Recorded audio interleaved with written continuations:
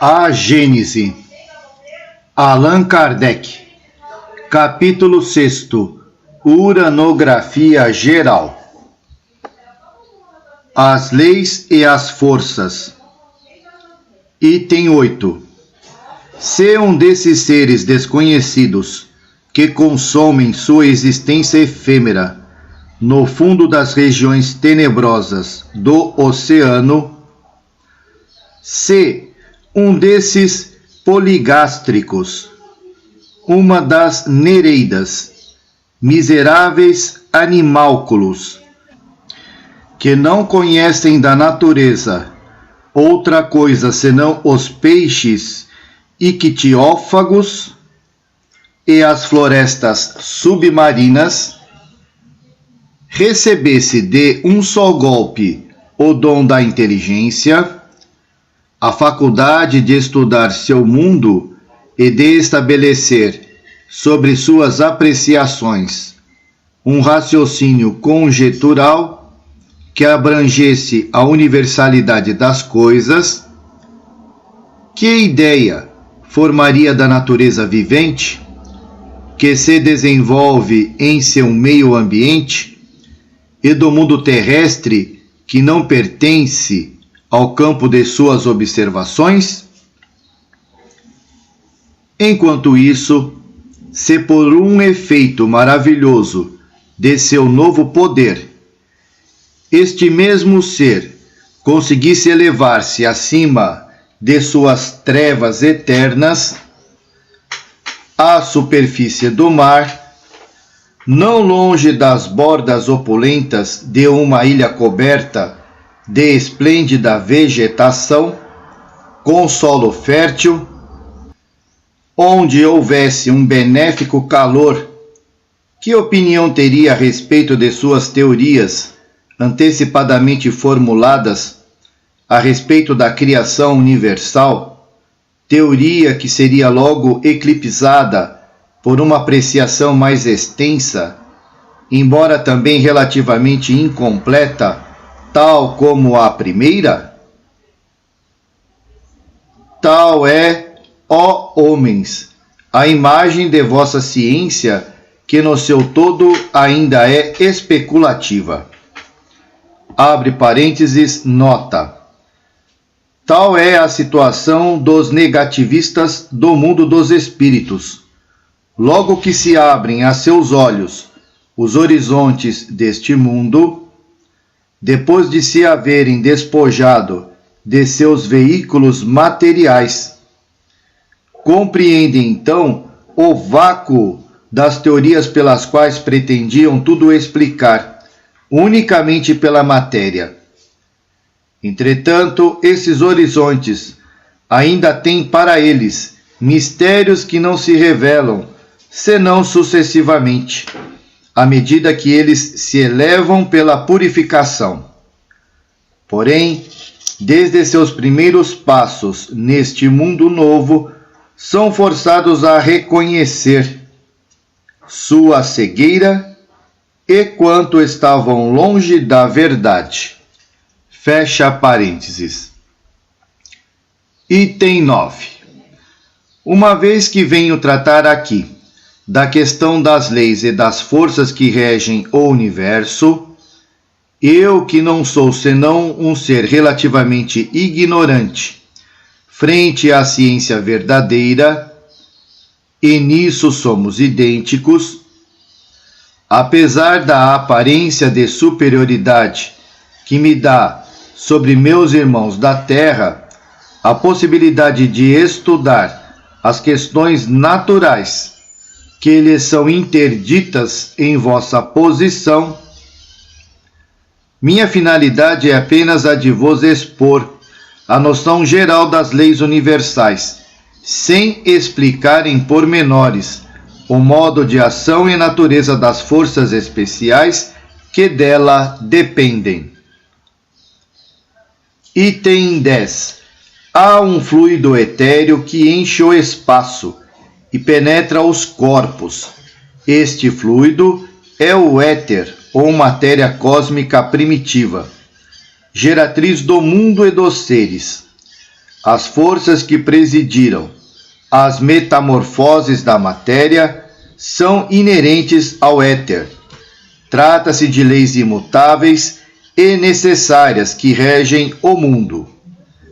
Estas formas múltiplas, indefinidamente variadas, segundo as combinações da matéria, localizadas segundo as massas, diversificadas em seus modos de ação, segundo as circunstâncias e os ambientes, são conhecidas na Terra sob os nomes de gravidade, coesão, afinidade, atração, magnetismo, eletricidade ativa. Os movimentos vibratórios do agente são conhecidos sob os nomes de som, calor, luz, etc. Em outros mundos, tais efeitos se apresentam sob outros aspectos, oferecem características desses mundos e na imensa extensão dos céus. Forças em número indefinido são desenvolvidas numa escala inimaginável, da qual somos tão pouco capazes de avaliar a grandeza, como o crustáceo no fundo do oceano, tão pouco o é de abarcar a universalidade dos fenômenos terrestres. Abre parênteses, nota. Nós nos reportamos sempre ao que conhecemos e não compreendemos mais aquilo que escapa à percepção de nossos sentidos. Assim como o cego não pode compreender os efeitos da luz e a utilidade dos sonhos. Portanto, pode suceder que, em outros ambientes, o fluido cósmico apresente outras propriedades, combinações das quais não temos nenhuma ideia. Efeitos apropriados à necessidade que nos são desconhecidas, dando lugar a percepções novas ou a outros modos de percepção. Por exemplo, não compreendemos que seja possível ver sem os olhos do corpo e sem a luz. Mas quem nos garante que não existam outros agentes além da luz, aos quais alguns organismos adequados sejam correspondentes? A visão sonambúlica, que não é impedida pela distância, nem por obstáculos materiais, nos oferece um exemplo. Suponhamos que no mundo qualquer os seres sejam normalmente aquilo que nossos sonâmbulos são excepcionalmente. Não terão necessidade de nossa luz, nem de nossos olhos, e, portanto, verão aquilo que nós não poderemos ver. Sucede o mesmo com outras sensações. As condições de vitalidade e de perceptibilidade, as sensações e as necessidades variam conforme o meio ambiente. Fecha parênteses. Ora, da mesma forma que não há senão uma só substância simples, primitiva, da mesma forma todas essas forças dependem de uma lei universal diversificada em seus efeitos, e que, através de decretos eternos, foi soberanamente imposta a criação para nela constituir a harmonia e a estabilidade. Item 11. A natureza jamais se opôs a si mesma. A razão do universo tem apenas uma divisa: unidade sobre variedade.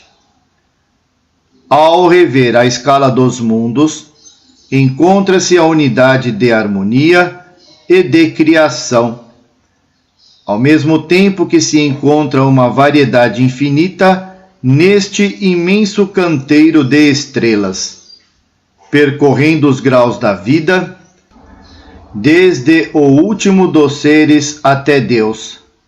Faz-se reconhecer a grande lei da continuidade, considerando as forças em si próprias, pode-se formar uma série cuja resultante, confundindo-se com a geratriz, é a lei universal. Vós não saberíeis apreciar esta lei em toda a sua extensão. Eis que as forças que a representam no campo de vossas observações são restritas e limitadas. Entretanto, a gravitação e a eletricidade podem ser consideradas como uma grande apreciação da lei primordial que rege os céus por meio destas manifestações. Todas essas forças são eternas. Nós explicaremos essa palavra e universais, tal como o é a criação, sendo inerentes ao fluido cósmico.